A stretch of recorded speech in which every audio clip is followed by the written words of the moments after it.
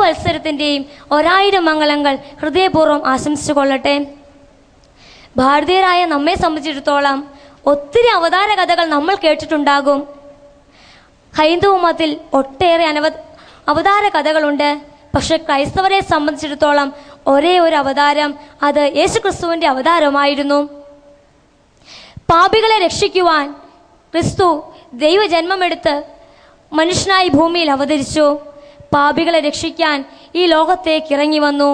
നമുക്കറിയാം, അവതാരം എന്ന് പറയുന്നത് ദൈവത്തിന്റെ മനുഷ്യത്വമാകലാണ്.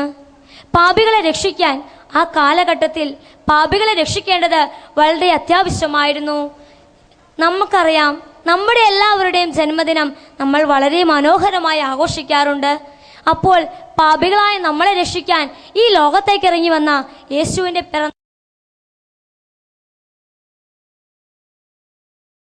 ദൈവം സ്നേഹമാണെന്ന് ഏത് കൊച്ചുകുട്ടിയോട് ചോദിച്ചാലും പറയും. പക്ഷേ ആ സ്നേഹം നമ്മിലുണ്ടോ?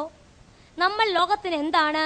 നമുക്ക് നമ്മുടെ ആനുകാലിക കാലഘട്ടവുമായി ക്രിസ്മസിനെ ഒന്ന് ബന്ധപ്പെടുത്തി നോക്കാം.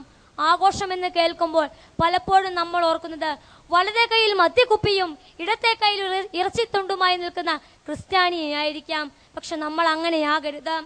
നമ്മൾ യുവതലമുറയാണ്, സമൂഹത്തിന് മാതൃകയാകേണ്ടവരാണ്. യേശുക്രിസ്തു തന്റെ 33-ാമത്തെ വയസ്സിൽ പാപികൾക്ക് വേണ്ടി മരിച്ചു. നമ്മൾ യുവജനങ്ങളാണ്. യേശുക്രിസ്തു യുവത്വത്തിൽ സമൂഹത്തിനു വേണ്ടി പലതും ചെയ്തു. നമുക്കും സാധിക്കണം. നമ്മുടെ യുവത്വത്തിൽ കർത്താവിനാൽ പലതും ചെയ്യാൻ നമുക്ക് സാധിക്കണം. സ്നേഹമാകുന്നു. ആ സ്നേഹത്തിൽ വർത്തിക്കുവാൻ നമുക്കെല്ലാവർക്കും കഴിയണം.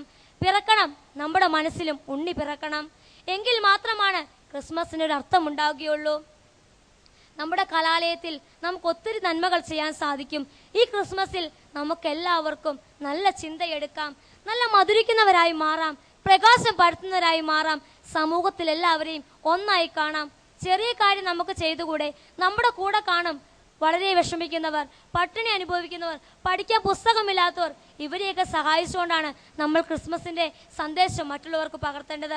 മറിച്ച് വലിയ വലിയ കാര്യങ്ങൾ മനസ്സിൽ പ്ലാൻ ചെയ്താൽ ഒരിക്കലും അത് നടന്നെന്ന് വരില്ല.